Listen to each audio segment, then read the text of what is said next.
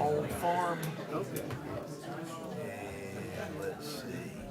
We're still And baby switched out the chicken. did one by the Do you ever see old Gary Creek? He lives right across the street. All right, good evening, everyone. Want to welcome you to the Caldwell County Board of Commissioners meeting this February 12th, 2024. I'd like to welcome everyone in our audience this evening, as well as those who are joining us by Facebook and TV, I think, now.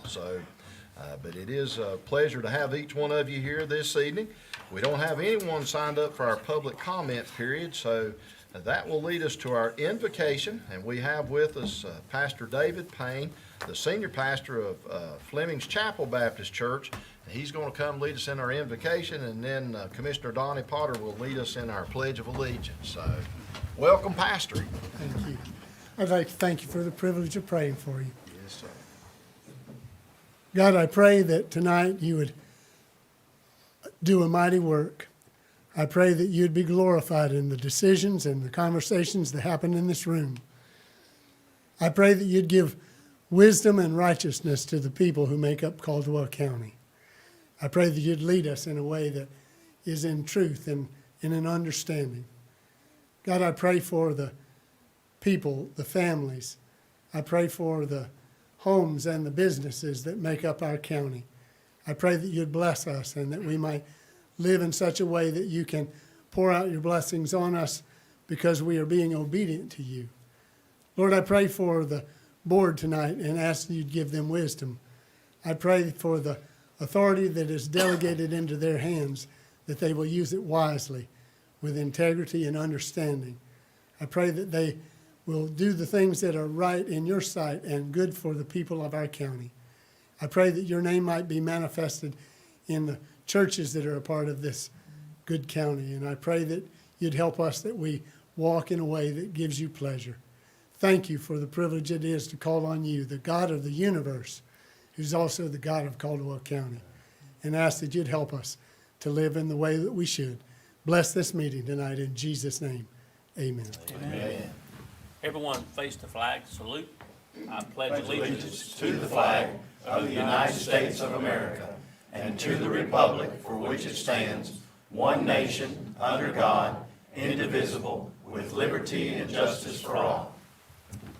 All right. Thank you, Pastor.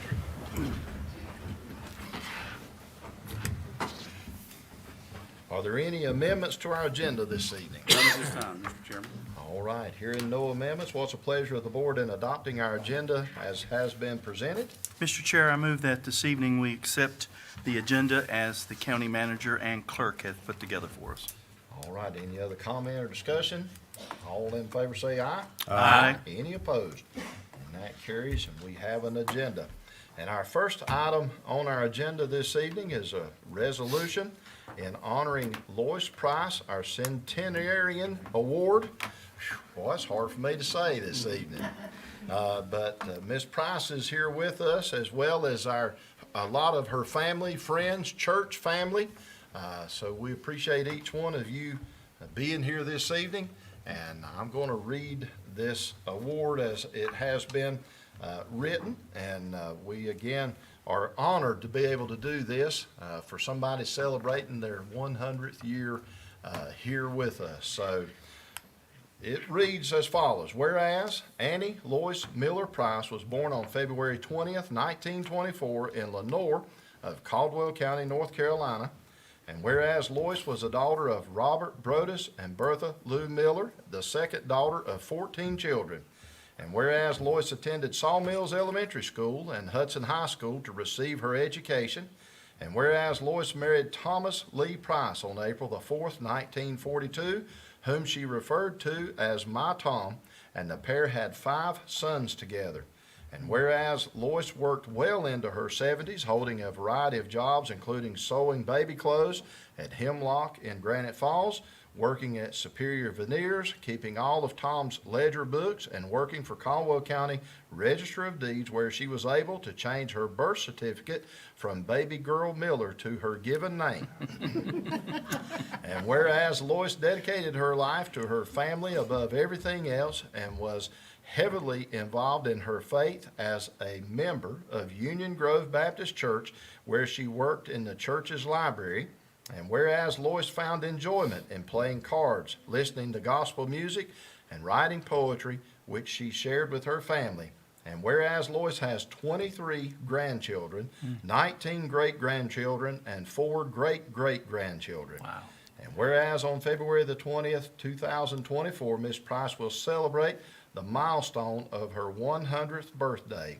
And now therefore be it resolved that the Caldwell County Board of Commissioners honors Miss Lois Price and her 100 years of life and wishes Miss Lois a happy 100th birthday.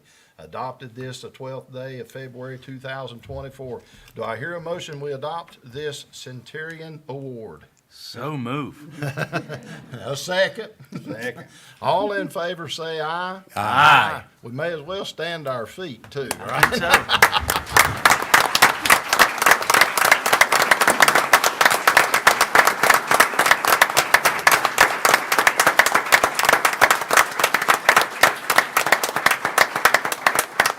All right, so do you have the, framed already and ready to go? Y'all want to make some pictures? Yes. We want to bring her up front. We're all going to come down there and stand behind you. Say thank you to y'all.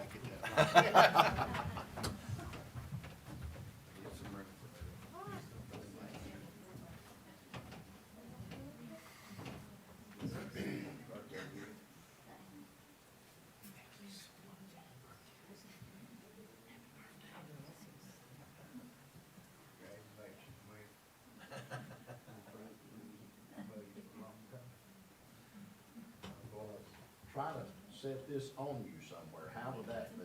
You want to hold it like that? We'll stand behind you and get some pictures made.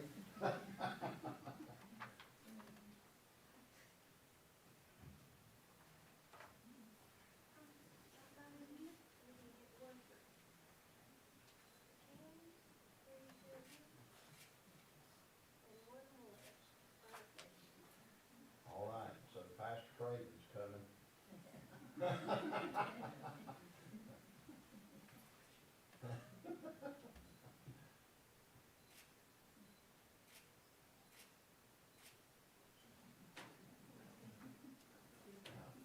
want any more family up?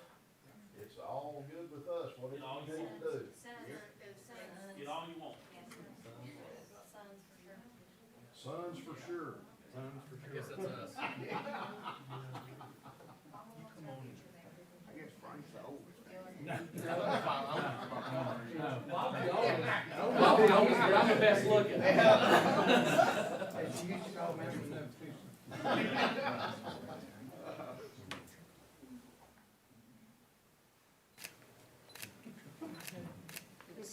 Get her sister. Already the sister in. Yeah. Oh.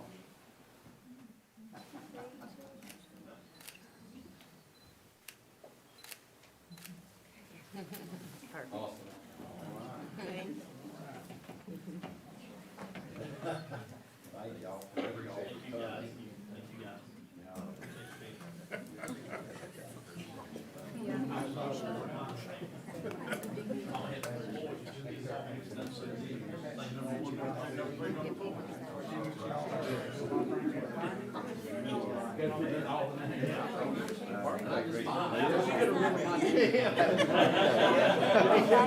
Appreciate it.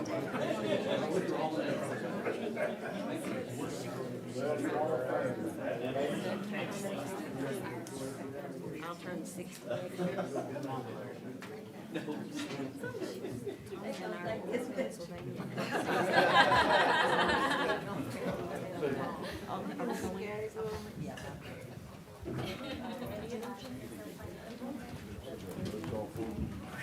tried to rub on her all good.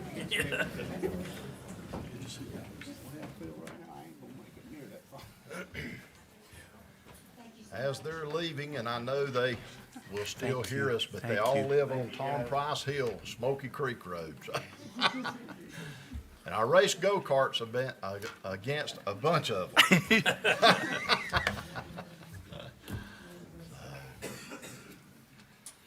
All right.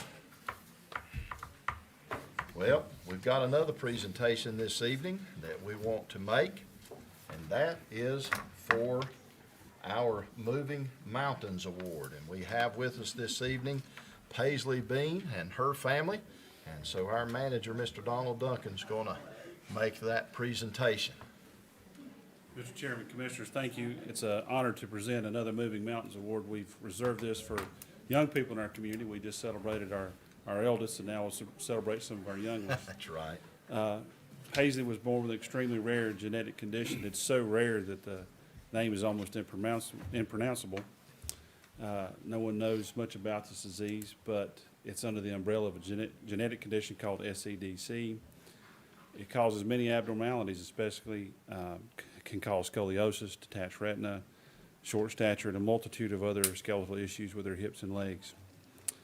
In her 11 years of life, she's had several spinal surgeries, multiple eye surgeries, and leg surgeries. In 2018, she had 5 alone. In 2022, she had plates removed and screws placed in her ankles and legs and replacing the old ones. And she continues to have to go back and have surgery to lengthen her legs and adjust as her frame grows. She goes to Pennsylvania every 6 months to have this done, but she has a wonderful passion for basketball. She's a good player and is a huge Steph Curry fan, and her dream is to watch Steph Curry play one day. Paisley goes to Gamewell Elementary School and has straight A's, but most importantly, she led the student council at her school to collect soda can tabs to take to the Shriners Hospital to help other children. Yeah. So that's one of the reasons we want to recognize her and all of her efforts, how wonderful she truly is.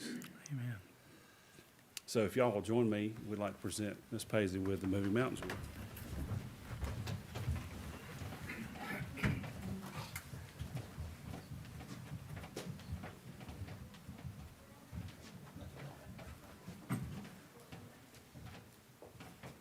Send her up here by herself.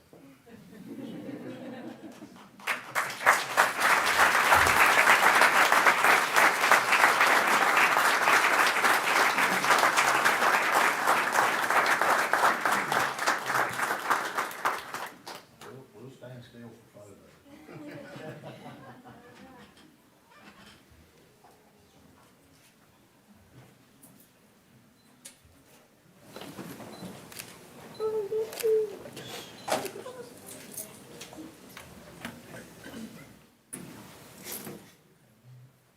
Yeah, family, y'all want to come and make photos, and we can be in or out of them, just whichever way you want us to go.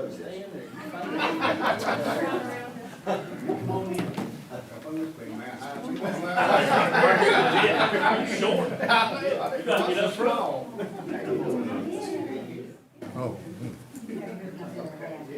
Yeah, come on over. Squeeze in too.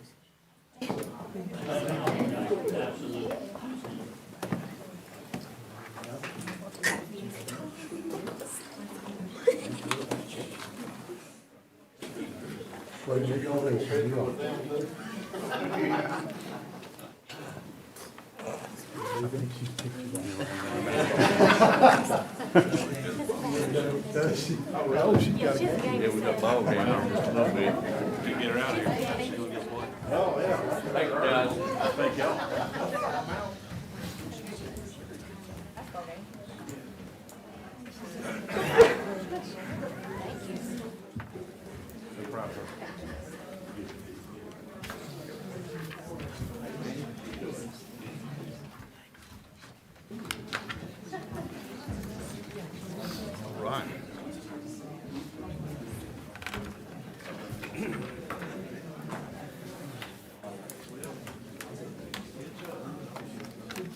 Gina, we had to move all those folks out so we could get, a better line of sight of you, so, because you're next, right? So our next item on our agenda is a resolution in recognizing the retirement of Regina Goforth. And she and her family are with us here this evening too. So I'll read this one as a resolution.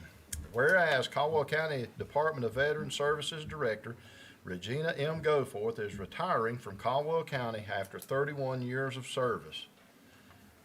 I don't know if we can allow that, but 32.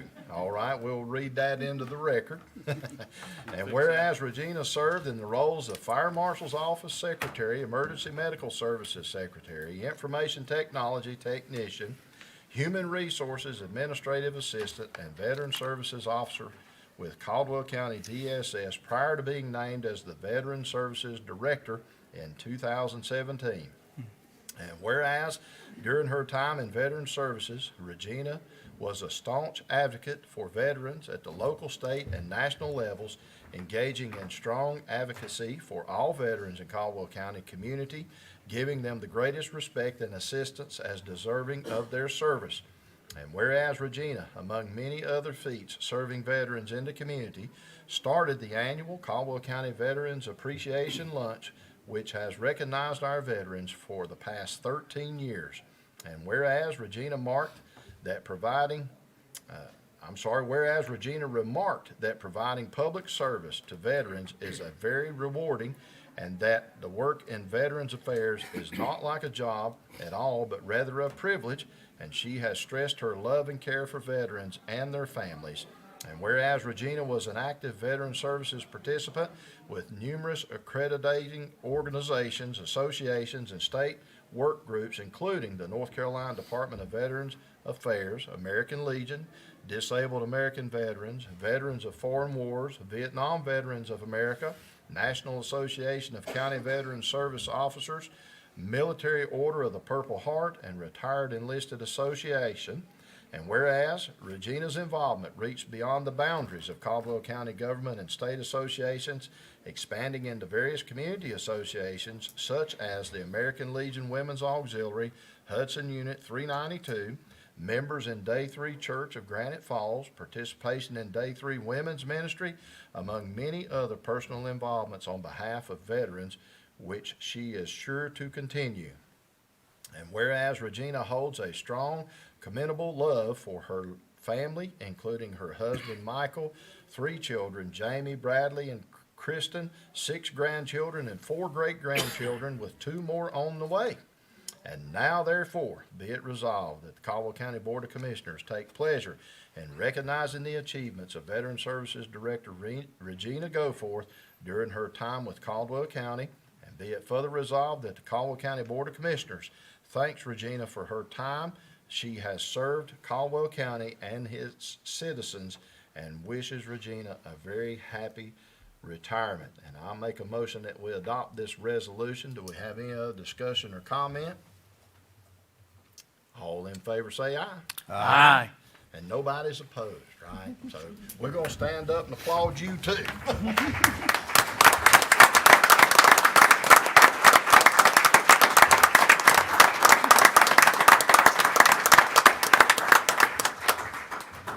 We'll come down.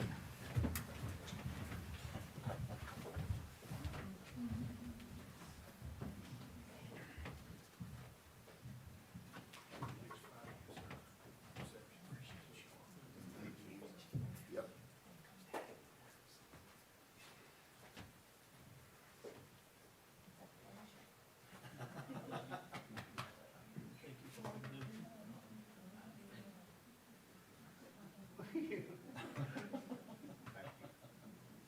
So we make this presentation of this resolution that you can hang on the wall or sit up. All right. Next Friday is her reception for that at 2 o'clock here in this room. So invite everybody that sees this, comes, and veterans alike to come and be a part of that.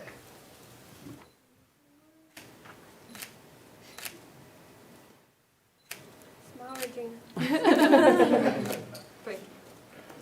One thing I'll say is that we do these resolutions in honor of our staff, not for them, but for their descendants. The children and the grandchildren she's never gonna meet, so they know who she was. You want pictures with your family? Yeah. Come on up here, family. I can take a picture of you, the girls.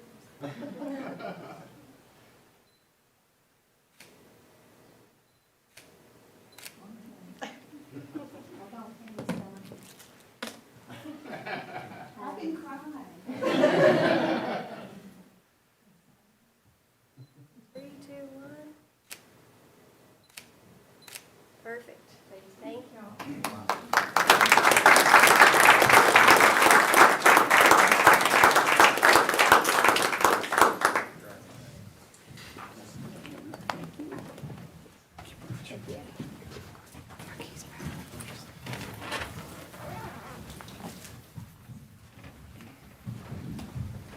Jada, before you leave, I would like to say, my father was a veteran, he passed away. It's been a year has passed Thanksgiving.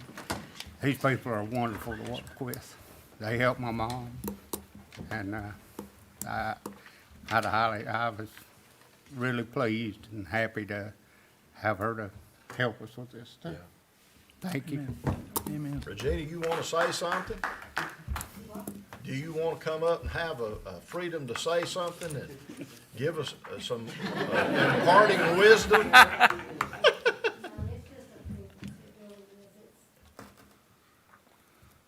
hard for me to leave. Yeah. You know, when it's time, so. Well, you ain't got to leave now. Yes, she does. A lot easier to stay than it is to leave. Thank you, Regina. Thank you. Thank you. All right, so that's got us through most of our important business. Do I hear a motion we adjourn? Oh, all the rest of these folks would be upset, I know. You can do the rest by acclamation. All right, next is an update from the U.S. Forest Service, and Nicholas Larson's with us. Mr. Larson. Excuse me. Hey, good evening, everyone. Thank you guys for making some time for me this evening.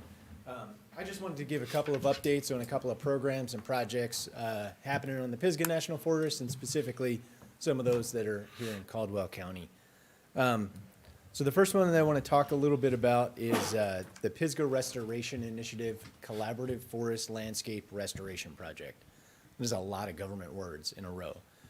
But for those of you that remember last year, or 2 years ago rather, the Grandfather Ranger District wrapped up a 10-year project to increase the amount of prescribed fire and activities that we do to reduce wildfire risk and restore fire-adapted forest on the National Forest. The Grandfather District wrapped up that initial program, and in 2023, we started a new, larger program of similar objectives across the entire Pisgah National Forest.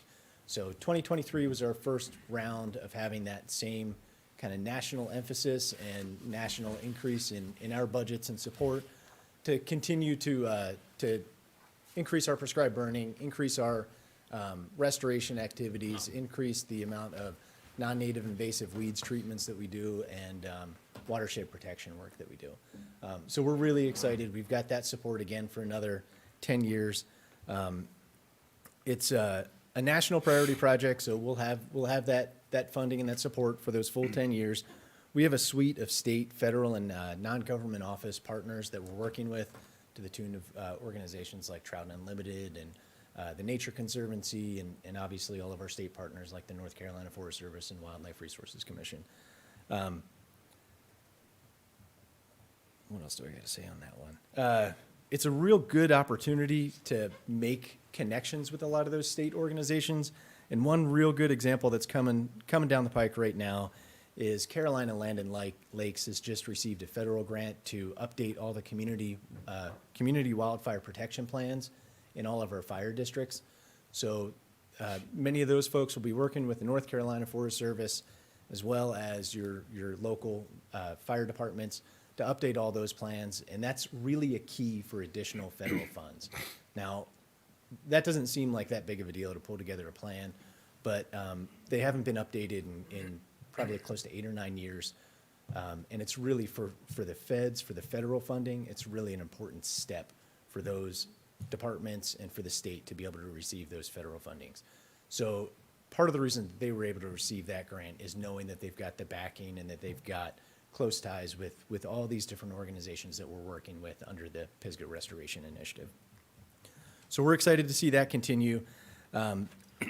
Tied to that, sometime this spring, probably in the next month or two, we're going to be releasing a draft environmental assessment for a project called the Grandfather Appalachian and Pisgah Restoration Project.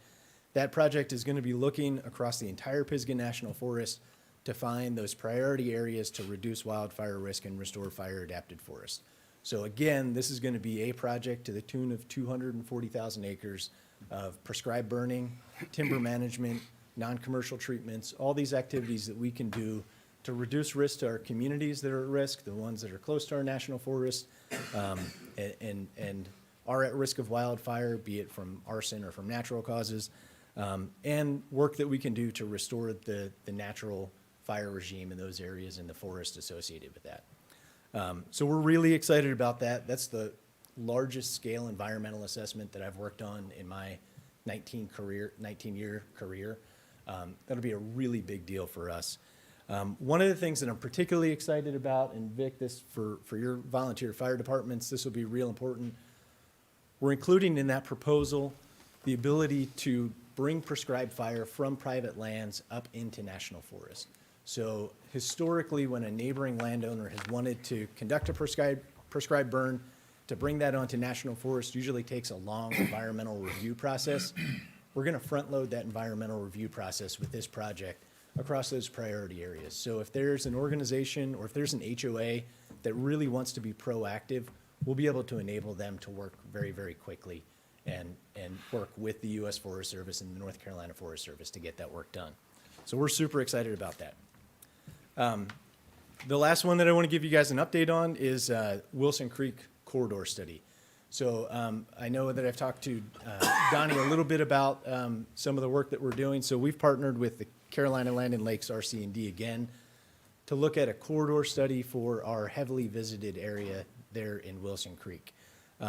Friday of this week, we're going to be pulling together some of our stakeholders, some key members of the community here in Caldwell County to target kind of what improvements need to be made in that 2-mile section of heavily visited Wilson Creek, and how we can target our public and the user groups out there to make sure that we're reaching out to the right members of the community and the right folks that are utilizing that area. Wilson Creek is slammed in the summertime, right? So we all know that. So I want to be really clear, what we're doing in this project is not intending to increase the amount of visitors or use in that area. What we're really targeting is to make sure that the facilities we have facilitate and can accommodate the really high amount of use that we see in the summer months. So we're looking at what kind of improvements we can make out there. The study itself is going to be broader than just that 2-mile section, but we're really going to focus the actionable items on that lower section. It's really important both to me at the U.S. Forest Service as well as North Carolina Wildlife Resources Commission that the upper reaches of that river and corridor are really left for some of those more dispersed uses for our anglers, for our backpackers, and for folks that are not out for a day trip. So we're going to continue to work with, keep you guys abreast of kind of how that progresses. We do have a county planner that's planning to accompany us on Friday for that kickoff meeting and to start into that. And we've got some folks from, or we've got an individual from the Chamber of Commerce also involved. I'll leave it at that unless y'all have any questions or anything about happenings on the National Forest that I can address for you. This study, will it address the traffic issues that we've had up there forever? It won't necessarily address the traffic issues. What we're, Wilson Creek is a tough nut to crack. It's national forest land surrounded by a state road.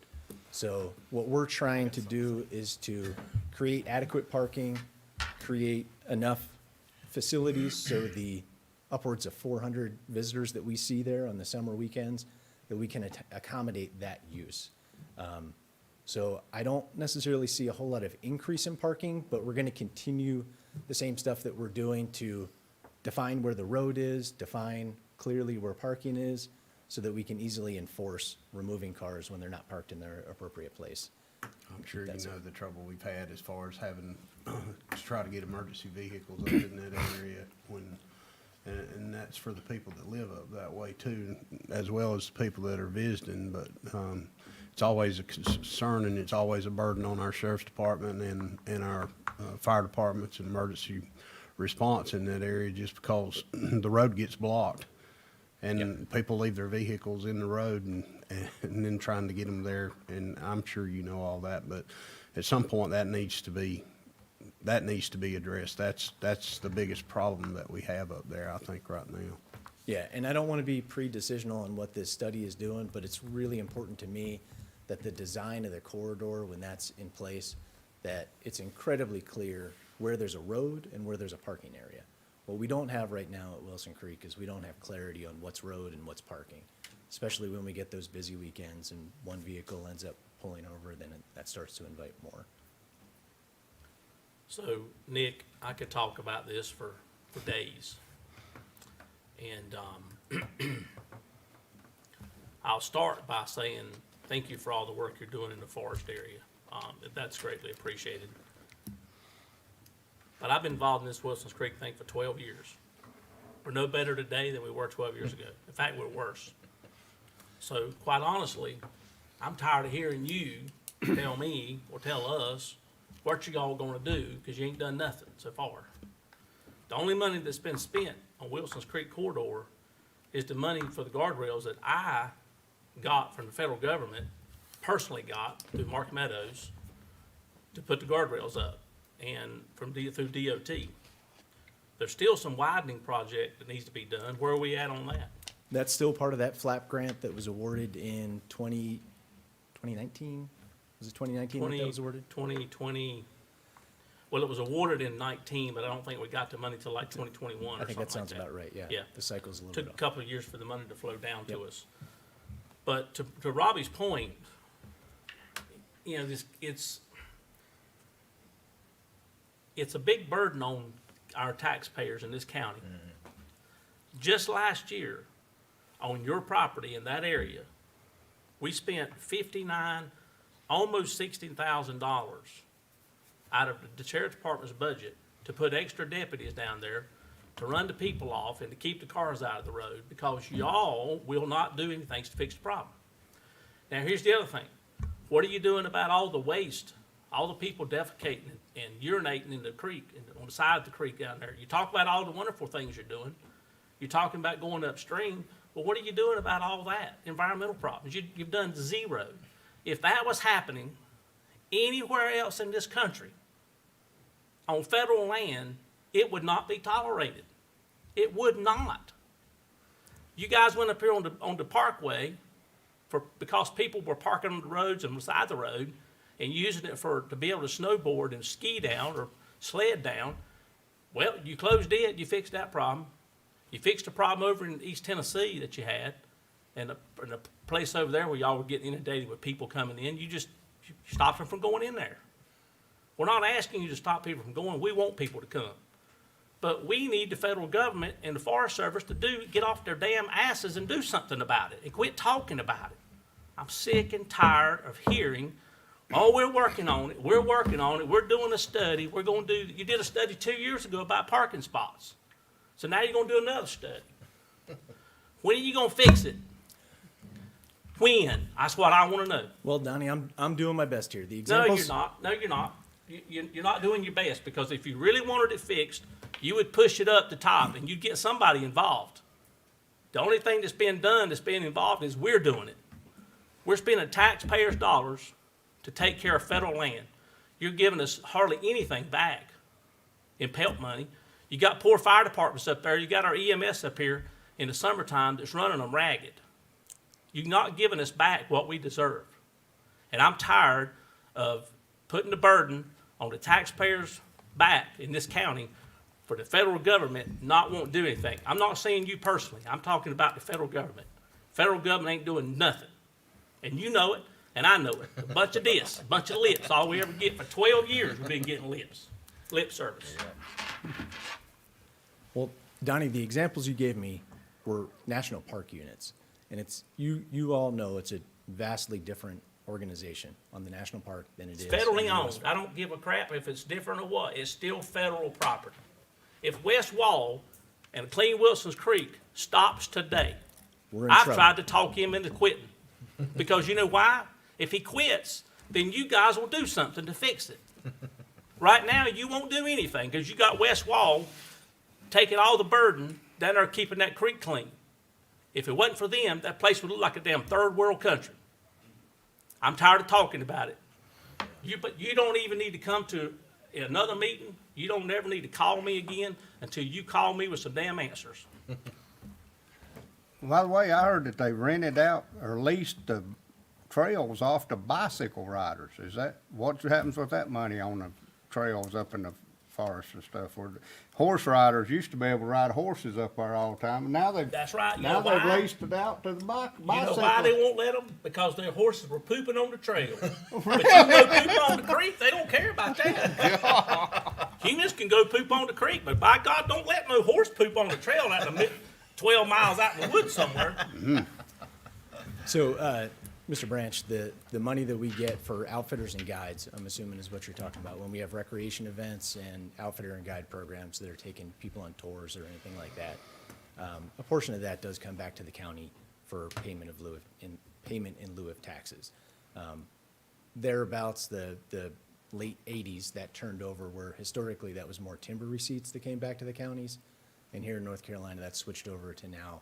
Most of our counties are getting much more funding from outfitters and guides than they are from timber receipts. So you turned it was horse trails into bicycle trails, and do you lease them out? I mean, is that? No, how- we don't lease them out. We collect a portion of the revenue that's generated from either a recreation event, if it's a race event, or from an outfitter and guide, and that's a payment for the use of the lands. Do you have to have a permit to ride a Yes, sir. bicycle on that trail? No. You have to have a permit to have an organized event and a race, Okay. or to collect money as a guide.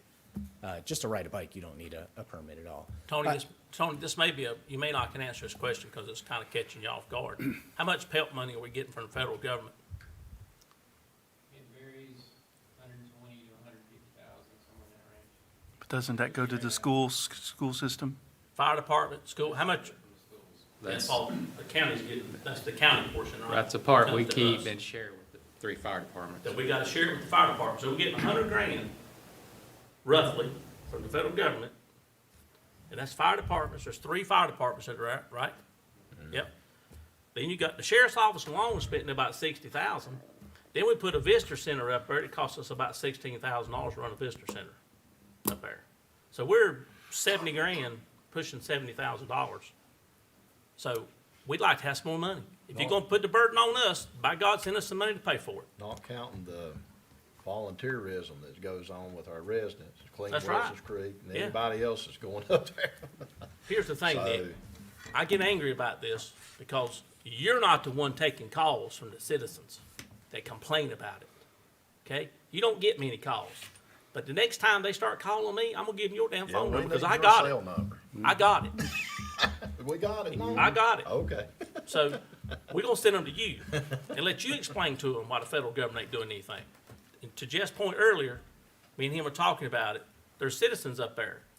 We can't get an ambulance to them. How would you like to live up there in a place like that, and your loved one, your kid, daughter, son, parents, had needed an ambulance, and you couldn't get it up there because the federal government wouldn't do anything, and the roads are closed up, all jammed up in there. We have to close the roads at like 9:30 in the morning. A permitting system, some way to control traffic is all we're asking you to do.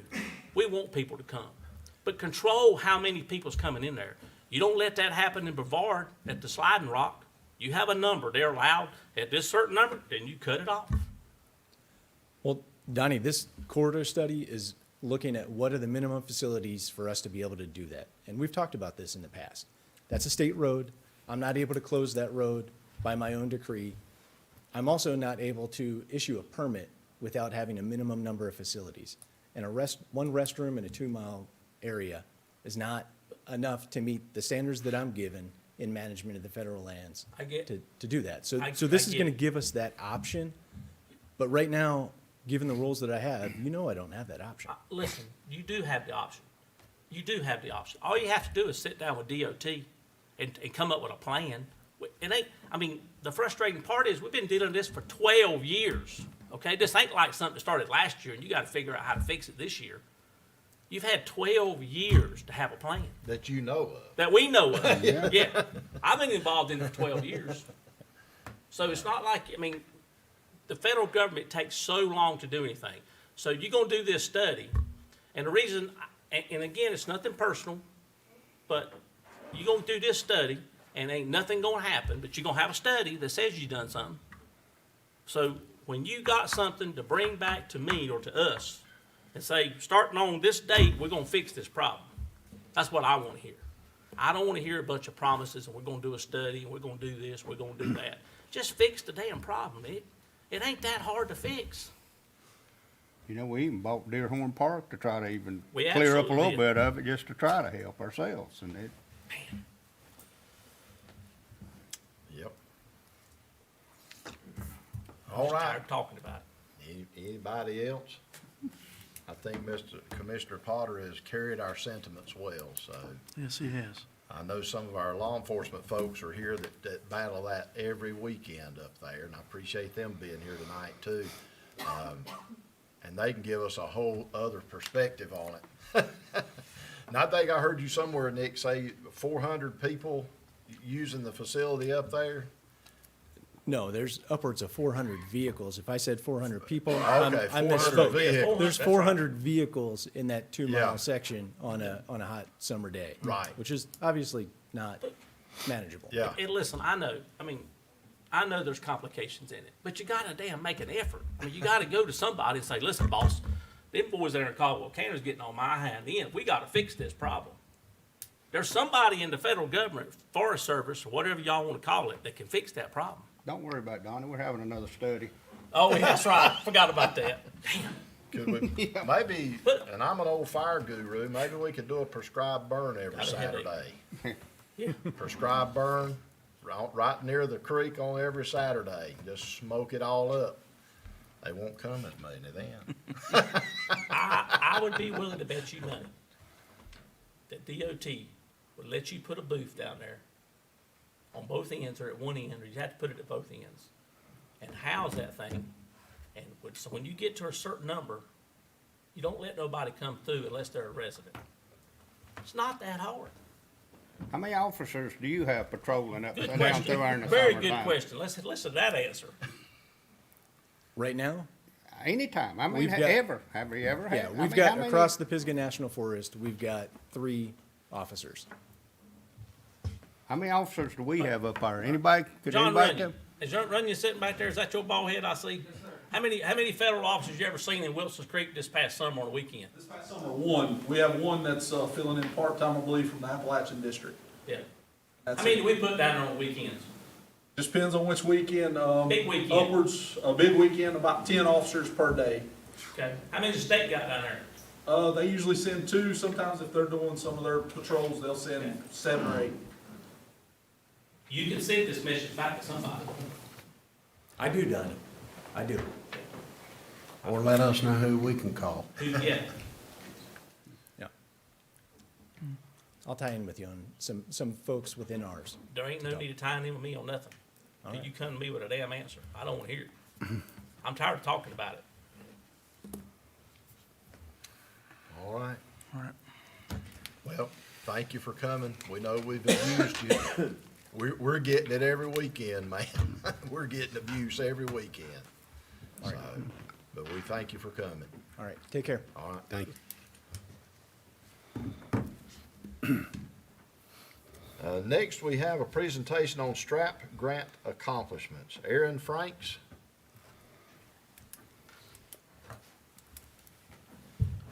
Good evening, Mr. Franks. How you doing?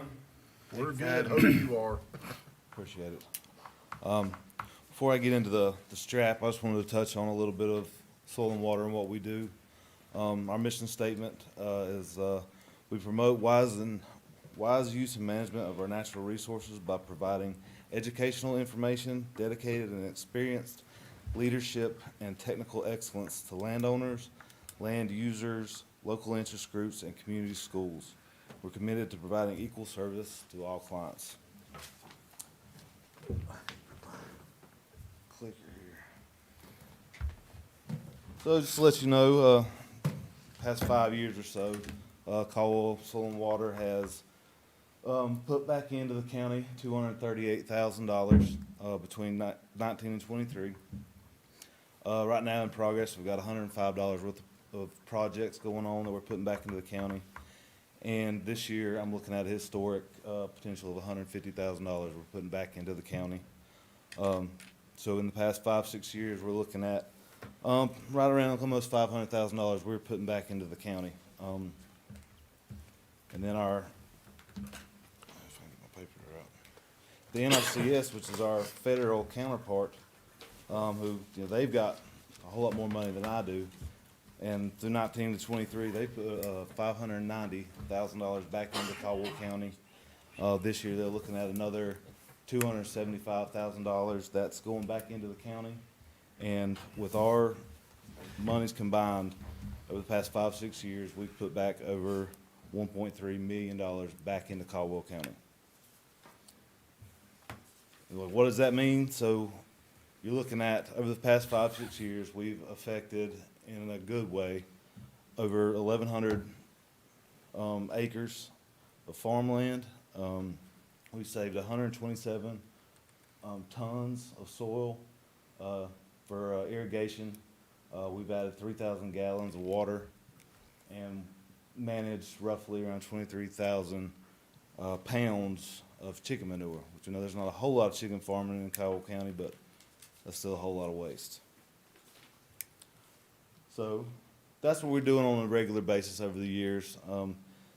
So as I've only been here for a year, and I come right into this STRAP program. It's a streamflow rehabilitation assistance program for helping to reduce flooding and help floodplain areas. In year 21 and 22, the General Assembly gave kind of districts across the state $38 million. Caldwell County received $259,437, which I used last year to remove stream debris from over 9,000 linear feet of stream. And this year, we're looking at $20 million across the state, and I appreciate the consent agenda last month of my application. So just to show you what we did last year with this program, we did almost a mile section of Lower Creek from just below Google all the way down to the old furniture complex. And you can see just the before and after pictures of some of the debris that was removed. I mean, you wouldn't believe the amount of tires that come out of that creek. The more you dig, the more keep coming. And it's crazy. But this program is used not only to reduce flooding, but to keep things like that's a sewer pipe going across the creek. Big enough tree comes through, busts that open. I mean, that creek's gonna be in worse shape than it already is. Did you guys move that? Did you relocate the sewer pipe? No. Oh, okay. No. I thought I saw it disappear in that second picture right there. Maybe not. No? Okay, yeah, I No, got it's it. still there. There wasn't a whole lot of debris on that one, but we all know, if you've been, you know, from around here, you've seen that creek comes up with the quickness all the time. So, you know, we're trying to keep the debris from going down, busting creeks, going into parking lots, this and that. See, this is across from Fair Value. I mean, this was a huge spot. And this spring, a contractor had one high water event. He just happened to get those trees out of that creek that afternoon. Storm come in that evening, that big giant sandbar right there. Water come up 5 foot. Next morning, sandbar's gone. That was the trees were holding it there. Yeah. So it's the power of water is amazing. But you can see there's the difference. There's going in the complex. I don't have a full number of the amount of debris that came out, but I mean, it took him a solid month of every day hauling out. And with this program, we remove the debris completely from the floodplain altogether. Unfortunately, with the high water events we've had, there's some more issues that's happened in this area down by the complex, but you can't help the weather, I guess. So when we got done with Lower Creek, before I get that, thanks to Seth with the Cooperative Extension, he brought his drone out, and so we flew some before and after aerial pictures. You can really see the difference in what each spot looks when it was cleaned. And some of those spots there going down 18 were pretty heavily covered. That's just trees caved in. If you were standing there at that time, you couldn't even see the water. It was nothing but treetops. But this is what it looked like after my contractor removed the debris.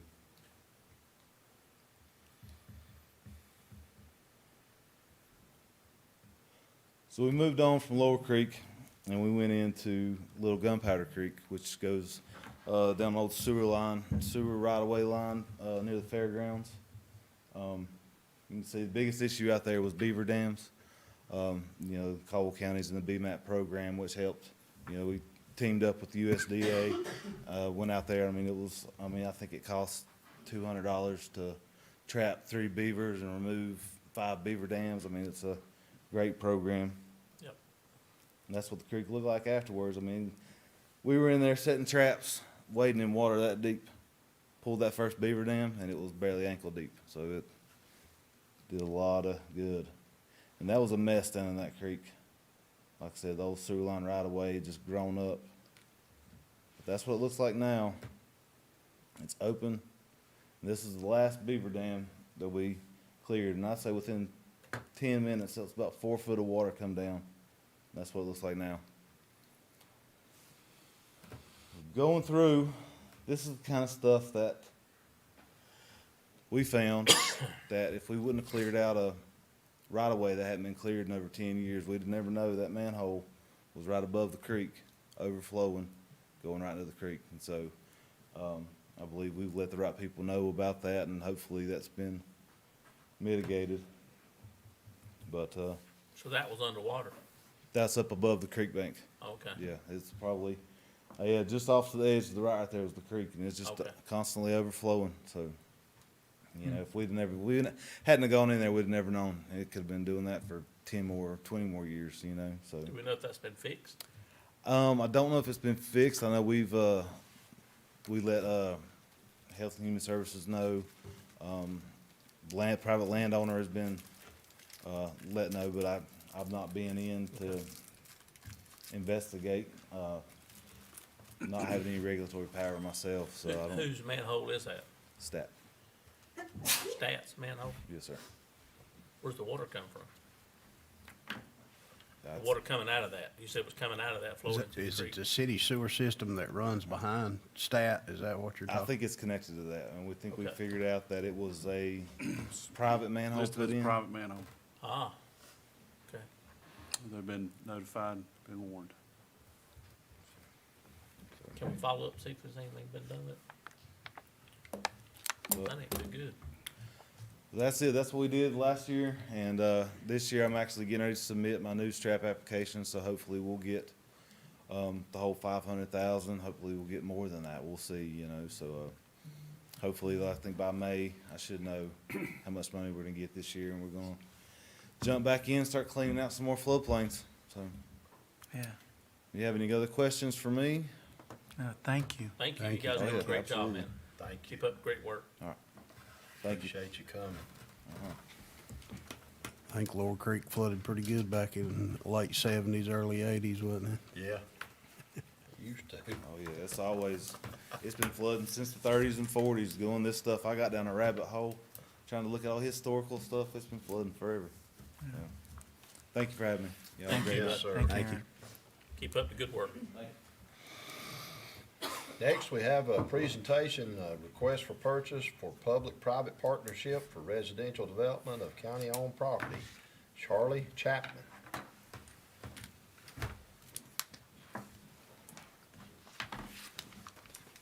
Good evening. Good evening. Yeah, this evening, just wanted to talk through a potential public-private partnership opportunity for residential development, specifically coming to you with a We're looking to put out a request for development partner qualifications or an RFQ.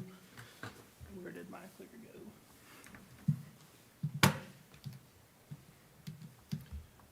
go? So just a little bit of background, brief overview. Parcel we're looking at 1901 Connolly Springs Road. It was purchased back in April of 2023. It's got a total acreage of about 14.7 acres. About 10 to 12 of those are developable for housing. As you may remember, it was purchased through the Economic Development Statutes 158-7.1.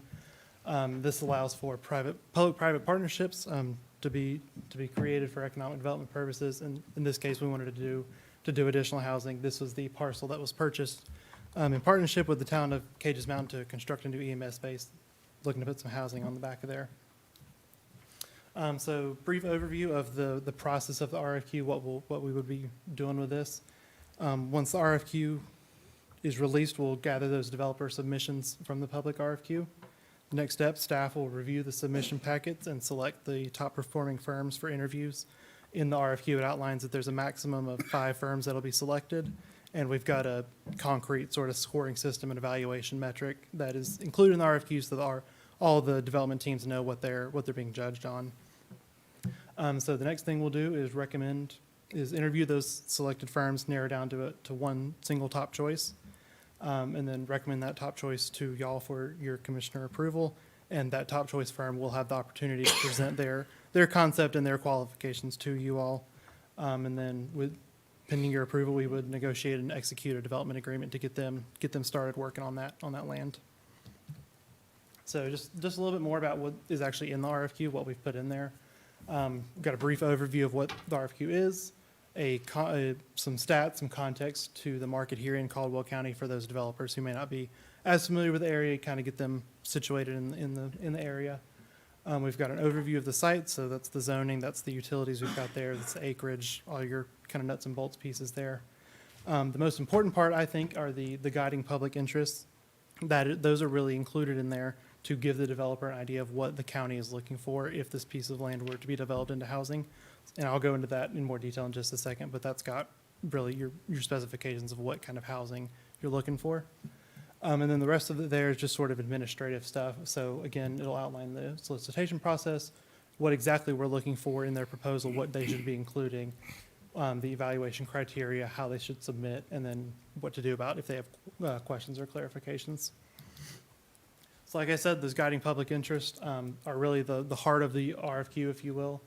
So I'll go through those sort of one at a time. But we want this RFQ to support an additional residential development behind a new EMS base in Cages Mountain. We want to support development at a density of about 3 to 4 units per acre. Given how much developable land we think we have there, it's about 30 to 50 units, sort of depending on what the developer chooses to do there. We want it to address missing middle housing in Caldwell County through the development of cluster housing, and cluster housing specifically is a development approach that concentrates housing into a portion of available land while preserving a portion of the land for open space uses such as recreation. So it's sort of courtyard style housing with a courtyard in the middle for recreation. We've got some examples here in just a second. Sort of building off of that, having common open space incorporated into the interior of the development. And we've included these pictures in the RFQ so the developers have a little bit more of a visual idea of what kind of housing we're looking for. As you can see there on the left, you've got all the houses sort of on the outside with some reserved recreation courtyard space in the middle. Using public dollars to maximize private investment to provide additional high-quality residential opportunities in Caldwell County. And lastly, create additional housing options for civil servants, reserving at least 20% of those units for these workers. So examples be teachers, firefighters, police, active duty military, frontline nurses, et cetera, people who are working to serve the public. So in the 20% there, that's the staff recommendation from what we've seen in other places that have done similar RFQs to this. But we're open to increasing or decreasing that number as y'all see fit. 20% right now would be about 10 to 15 units, depending on, again, how many the developer chooses to put on that site. Lastly, we've got a proposed timeline here. We would be looking to release this out to the public tomorrow. About a month after that would be the deadline for these submissions. We would take that next month between March and April to review those and set up interviews with the top 5 performing firms. Another month there into May to narrow down which team we would like to see present to you as the commissioners. And then about a month after that, hopefully before the end of the fiscal year here, having a development agreement finalized with a top performing firm. And then Q1 2025, a groundbreaking on the site, just sort of tentative as we think that might be able to happen. So that's all I've got as just a general overview of what we're looking to send out here at the RFQ, but I'm happy to take any questions, clarifications, things of that nature. All right, anybody have any questions for Charlie? This is, from what I understand, like middle income and people and stuff, not gonna be a low income housing project, is it? Yeah, and I like the idea that we're gearing it towards some of our public service folks, at least giving them an opportunity to land somewhere. Well, it'll help recruitment, you know, Yep. into the area and retention as well. So, we thank you for coming. Thank y'all. Thank you, Charlie. Good job. Thank you, Charlie. Next, we have a presentation of Ripple Fiber, Jason Gursky. Well done, sir. Thank you. Very well done.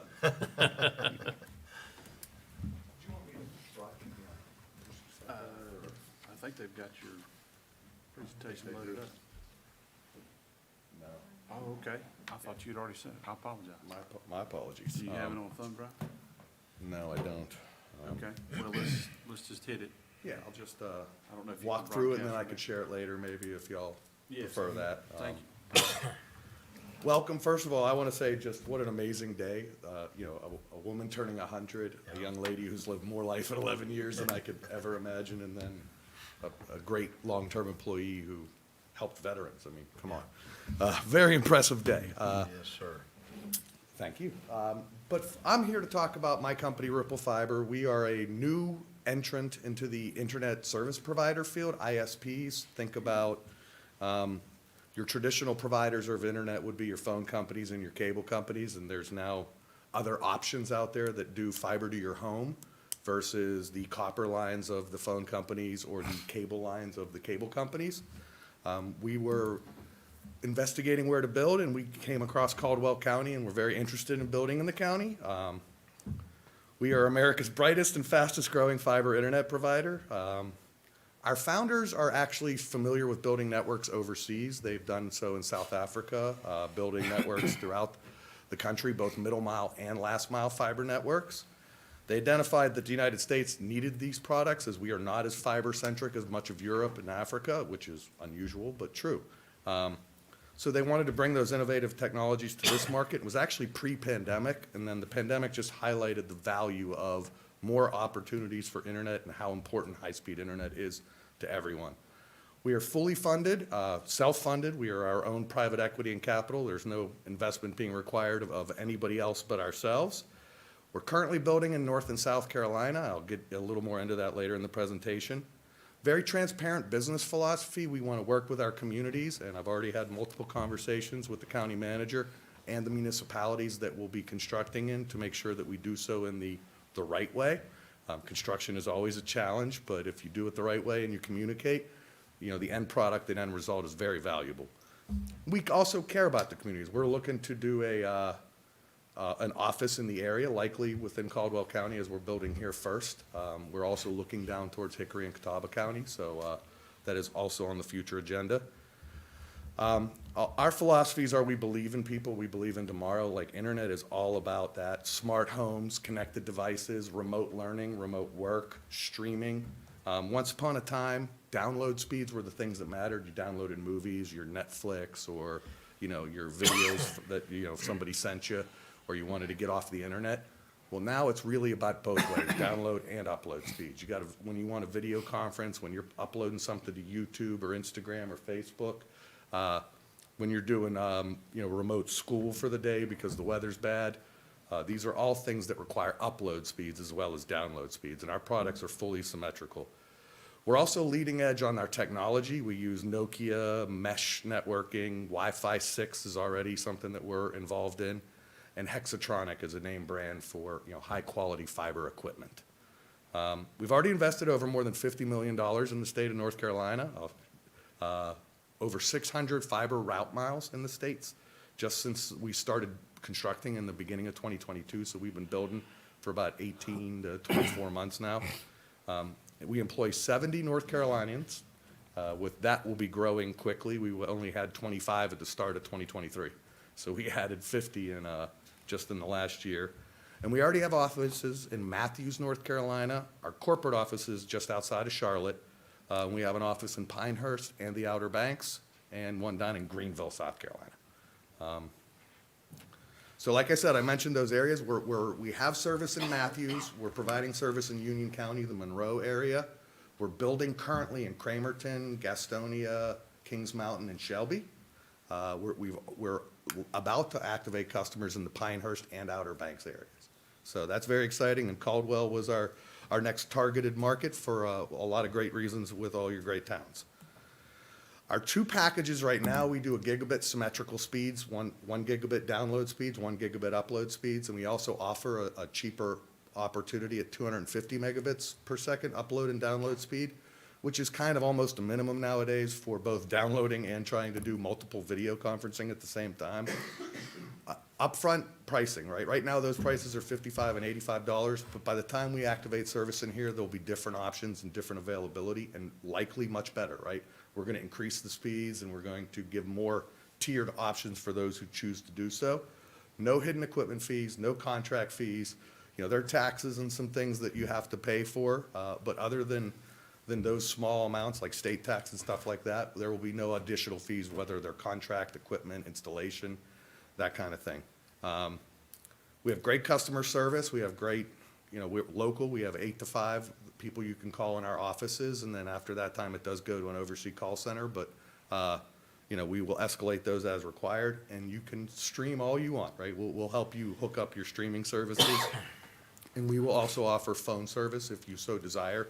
Not many people want home phone service anymore, but if that is something that you desire, we have that capability. We are a licensed competitive local exchange carrier in the state of North Carolina, so we can port your number from other providers, et cetera. What's in it for the county, for the municipalities, and what's the value to you all? Well, starting off just with upgraded infrastructure, new fiber, new quality, connections and availability. Add that to the idea of competition with the existing providers, whether it's the phone company DSL, digital subscriber line service, or your cable company cable modem service. And we all know who those companies are. They're fine, right? They're good, we're good. But we will just provide alternatives to them in those areas. Increases your livability index. There's some studies that show that. The one I like to cite is a study by the University of Chicago and Carnegie Mellon, two pretty good schools, who say that there's a 3.1% average increase in home value when you become fiber serviceable. If you have fiber all the way to your home and not just copper, it actually adds value to your home sale price. And it's also great for your communities as far as, knowing that your workforce and your residents have that ability to do online applications. It's how do you find a job in 2024? You do it online. How do you interview for a job nowadays? It's all online. So we identified the towns and areas in the county that we're working with already, and it's mostly south of Lenoir, like Granite Falls up through Hudson, Sawmills, Gamewell, Caged Mountain. I'm missing one. I met with all of them earlier today. What's that? I think you hit all of them that are eligible right now. Yeah, and we will look to expand, and we're happy to work with any town or the county if you identify areas that aren't in our current project plan to evaluate what the economic models and the feasibility of building there is. We do a lot of underground and aerial construction. We're working with the pole owners to have that capability. For example, the town is named Granite Falls. We might hit some granite when we're trying to do underground construction. So we want to have that ability to have alternate paths of construction and service provision. We're, again, local, so we have escalation methods and tickets, and we're working with the towns and we'll work with the county to make sure that you all have access to the information that if a resident calls you, I've heard this a few times today, if somebody's calling you complaining about our construction in the right-of-way, you can immediately direct them right to us. You'll have my cell phone number. I encourage you to use it. I don't care if they call me at 2 in the morning because we struck a water line. We shouldn't be working at 2 in the morning, but heaven forbid that's when they realize it. We'll be available to answer that call and do something about it. We also have online digital ticketing systems like any modern company would, but we'll also be available personally. Manager Duncan's already met our vice president of construction, our project manager, including, and our subcontractors who will be doing like the manual labor and the actual work in the right of way. So we're already engaging in all of that. You have my contact info, and there's additional info we can provide. That was all I had for today, but is there any comments or questions? Will you Talk a lot. So you'll be competing with Spectrum and Brightspeed, correct? Yes, if we will be looking to build in areas where there's not currently a fiber to the home competitor. It is, we want to compete against other internet providers because there's almost very few people. We're also looking to build to underserved areas. There's all that government subsidy money available at the current time, some of which has already been granted, but more of which is coming. We'll look to partner with the communities and the counties in those projects as well. But right now, the projects are probably in the more denser parts of the city for economic feasibility. Right. Does Spectrum and Brightspeed offer, They do not, that I am aware of, offer symmetrical speeds, gigabit up, gigabit down. The only one I am aware of they in don't this offer area. fiber either, do they? They don't, yeah. They have fiber to what's called a different part of their system, and then it Right. goes Then it to goes a back to copper copper. or Yeah. coaxial cable, it's called. AT&T Fiber is a fiber competitor in Lenore, and we probably will not, directly compete with them at this time. We'll evaluate that over the years. Okay. But, yeah, So I guess my thought was, are we gonna give our citizens another option? yes. So, yeah. And we talked with a lot of the town managers and mayors and such, both this morning and a few weeks ago. I would want to thank Manager Duncan and the Ashley Bullock from the economic development teams, because she also helped set a lot of this up for us to make sure that we're doing what y'all need.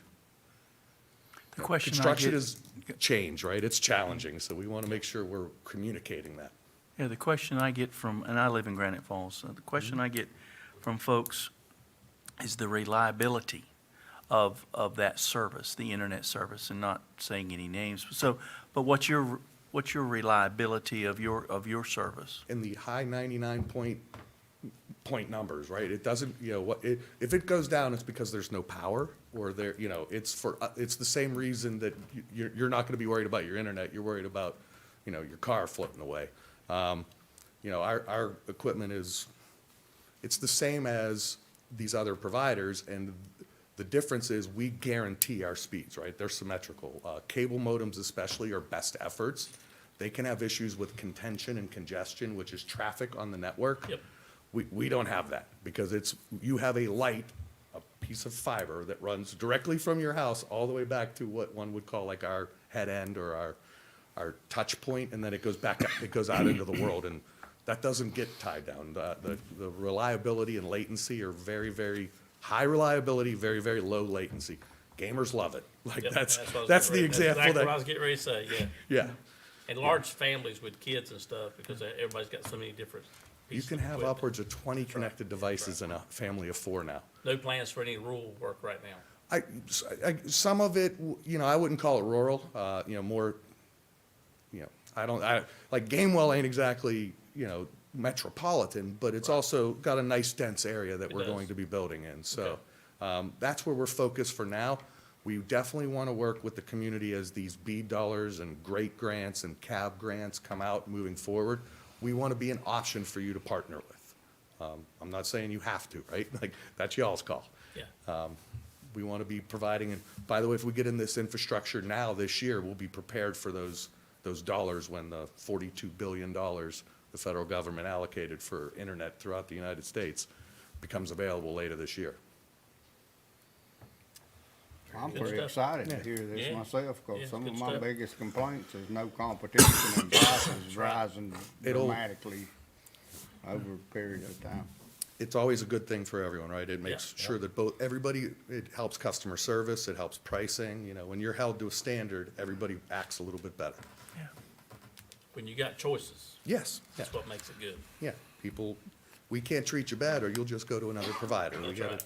Well, I treat live you in right. Sawmills, go ahead and run me some out there and let me That's test. right, we'll try it So out. we'll be in communication constantly over the next few months for sure. We even had NCDOT in the meeting this You morning. do realize that Sawmills is the second largest municipality in Caldwell County. after Lenore, right? Yep. Yep. So we have density. And So yeah, I live in Sawmills, if you can't tell. yeah, is that No, I'm just Manager kidding. Weinbart? Chase, yes. Yeah, Chase, yeah, I've emailed with him a few times, and he was at our first meeting, we missed him today.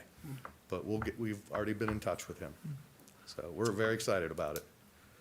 And it should be within 6 to 9 months, right? Construction could start as soon as 2 months from now, we're getting all the permitting and everything else, it's really gonna depend on that permitting process and our friends at NCDOT and the other municipalities. These projects are larger scale and scope than any of them have dealt with in many, many years. So it's definitely something that requires a lot of coordination and cooperation. Yep. So the only thing you're asking from us is just approval. I mean, just our personal approval. Yeah, just- It's already a done deal, isn't it? They've studied the market, they're making their move into this market, so it's an informational item for the commissioners that we're working steadily, county and the municipalities and DOT to ease their transition into the market, because it's gonna take a lot of effort on staff time to make sure that they're not crashed into a sewer line or somebody else's fiber or irrigation system, so. Well, I appreciate you coming giving us an update about Yeah, this. informational and partnership, right? We Yeah, want there's you an to, if you area have any right outside questions. of Granite that kind of connects to Granite, that you'll be working probably in the neighborhood, and it's just kind of across the street from the neighborhood, so I'd like to talk to you about that particular area. Yep. Happy to do any further conversations, and thank you for your time. Yeah, All right. absolutely. Thank you. Thank you. All right, next we have, Mr. Josh Angle, and he's coming about tax liens on real property. Reverend Angle. Anybody getting married tonight? We got the preacher with us tonight. I'm so- not licensed to perform it. Would you like to take care of this? Good evening. Good evening, Josh. In accordance with General Statute 105-369, I'm reporting the number of accounts and the dollar amount of unpaid taxes for 2023 that are liens on real property. The following numbers have been revised as of today and may slightly differ from your packet. The total number of outstanding accounts for 2023 is 5,158. The sum of these accounts is $2,543,082.77. An alphabetical listing of these accounts is available in the county tax office. I come before the board to report this information and to request the authority to advertise the 2023 property tax liens. All right, so hearing the request, what's the pleasure of the board in allowing Mr. Angle to advertise? I'll make a motion that we allow Mr. Engel to advertise for the tax liens on real property. Any other discussion or comment? All in favor say aye. Aye. Any opposed? That carries unanimously, so go get them, Josh. Thank you. Thank you, Josh. Thank you. Thank you, Rev. Have a good evening. Next, we have Micah Kelly with us this evening, and he's calling for a public hearing for road name on Woods Road. So, hey, Micah. Hello, good evening. I'm gonna keep mine really short and sweet. So we are naming this Woods Road and offered by the civilians that live on the Woods Road. It's currently addressed off of Glass Roads, but due to how far back off of the road they are, it really needs to be named, because you're just gonna drive right past them and never know. So for this, we are calling for the decision to be Woods Road, but they have asked for, at the time of the meeting, to present an alternative name if one is presented by an individual. They were not able to get in touch with her. We will be sending out a notice to her home, but they would like to get her opinion, but everybody else has agreed to Woods Road. All right, so we need to call for that public hearing at March our 11th next meeting. Yes, in the next meeting. Yeah. We don't have another Woods Road in the county anywhere, do we? Or the No, cities? we do not. We do have a Woods Drive, but we do not currently have a Woods Road. That always gets confusing for emergency services. It is. And as stated, we do not have to use, and they are aware of that, we do not have to use Woods Road. If we would like to give them the chance to represent another name, we are more than welcome to do that as well. Would that mess the public hearing up from? No, No, as long as Okay. you have it for the public hearing, it's advertised, y'all can switch the name up until. We could switch the name up at the March meeting. And there is validity to confusion from 911 dispatching. Yep. So if there's an alternative that the community would like to present, probably a good time to do it between now and the time we set the next agenda so we can advertise it. Yeah, and there should be the one attendee, Mr. Harris, I believe, will be attending as representative for most of everybody who's got up there. He spearheaded the whole naming of the road for 911 services, really to get the building permits and stuff pulled for up there, because they're all starting to build up there. But like he said, the only person they were not able to get in touch with was the lady at the very front of the road, Miss Emily. And that's why they said they would like to reserve the right to maybe not use Woods Road if she doesn't agree to it, but everybody else has agreed to Woods Road. Are they all Woodses? I heard you mention Mr. Harris. There, I have no idea, other than they found a old plat from 1984 that has Woods Road written Okay. on it. No, there's no Woods that lived there. No Woods ever owned property on it. I have no idea how they've come up with it, other than, like I said, they found a really old plat that originally deemed it. I mean, it's hand drawn in dotted lines, you know. But yeah, that's the only reference that it's ever made to. Everything else just refers to it as a 30-foot easement, except for the, like I said, the one handwritten Woods Road drawn in right of way. Yeah, I just know and I think Chief DiMarti can agree with this. We have a lot of roads where they, Woods Road, Woods Lane, whatever, and then that EMS ends up going to the wrong place, and then it causes another problem, and, you know, so Yeah. personally, I'd like to see them if they could come up with something different, or Woods Harris, or Woods something, whatever, you know, so we could kind of distinguish it a little bit. Is this in Lenore, or where is this? So this is out on Glass Road. In Collinsville. Collinsville, yeah. So I think the Woods Drive you mentioned, from what I can find, is in Granite Falls. Yes, sir. Yeah. Yeah, it's I don't want to say downtown Grant Falls, but it's pretty central in Grant. I knew I'd heard of Woods something before, I just wasn't sure where it was. All right, so do I hear a motion we call for the public hearing at our March meeting? So moved. Any other discussion or comment? All in favor say aye. Aye. Any opposed? And that motion carries unanimously. Thank you all very much. Micah. Thank you, Micah. Next is a bid for Lake Park Water System. Mr. Chairman, Commissioners, you have before you a proposal to accept the bid. This was the second bid that we had to do for this project for Lakeview Park Water System, the amount of $532,710. This award would go to North State Water and Sewer Incorporated. They're a qualified firm and have been reviewed by our engineer and West Consultants. This project would replace water lines that some are as old as 60 years old and are substandard in condition. They're substandard in size for adequate fire protection service as well. This is not a simple project. It is a complicated matter because we have to maintain water service to the homes while we discontinue one system and build another. So we'll be in people's yards and blocking the road and doing all those fun things. So we'll ask that community bear with us and be patient as we improve their water system. It is also a public health issue based on the type of material. So you're doing a great thing, and this has been a capital project that's been on the books for a couple of years now. We're getting to it. And the bids are in within budget.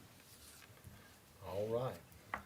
So, Is there a way for us to notify those residents that work is going? I don't want to just, one day we show up, start digging. Correct, without yes, letting sir. them know. So once we get to pre-con, we will set a construction schedule of which streets will be affected when, and then we'll notify those neighbors accordingly based on that construction schedule. Of course, weather, supplies, and all that may delay it, but we want them to know well in advance so we can get it done, probably under construction for about 3 months. all right, do I hear a motion we approve this contract in the amount of $532,710? Mr. Chairman, I make a motion, we approve this contract as presented. Any other discussion or comment? All in favor say aye. Aye. Any opposed? That motion carries. And that brings us to our consent agenda this evening. Our county manager, Mr. Donald Duncan. Yes, sir. We'll begin with a proclamation honoring Black History Month for the month of February. We also have an emergency services radio purchase grant. North Carolina Department of Information Technology received some additional federal funding and funding from the state and allowed each county or each PSAP in the state to purchase equal number of radios as they have seats at consoles. So we have 6 at any given time, so we get to purchase these 6 radios and with no contribution from the county, the amount of about $50,000. So a nice grant, surprise, didn't know we were getting it. Sheriff's use of donated funds for safeguard kit purchase. I don't see Lieutenant DePail here, but he's put together a wonderful program to allow us to have, and it's a terrible thing we have to say this, but allow us to have stop the bleed kits in mass at each school. He was able to get those funds donated to cover that cost. So it's Great. absolutely fantastic. He was actually writing the grant. We would be the second county in the nation to implement such a plan That's great. that we know of. Or maybe somebody else come out since I've said that, but it's called the Minutes Matter Program. Health Department received additional funds for COVID Bridges Access Grant. This allows for $75,000 in additional vaccine access for those who are uninsured or underinsured to allow our working poor to get access to vaccines if they can't afford them. DSS received grant funds for emergency placement of children with behavioral health issues. As you all know, that's a growing need across our state. We've had some tragedies in the amount of $28,000. We have an additional SCADA contract for the water department with Fortech Company. This is a $30,000 grant. This will start the beginning of a supervising control and data acquisition system. And that's a fancy way of saying we can have a terminal at our water facilities where we can monitor our valves, the filling of our tanks. Right now, we're doing it all analog or manually, so we'll be able to do this digitally and monitor the water system the way it needs to be done.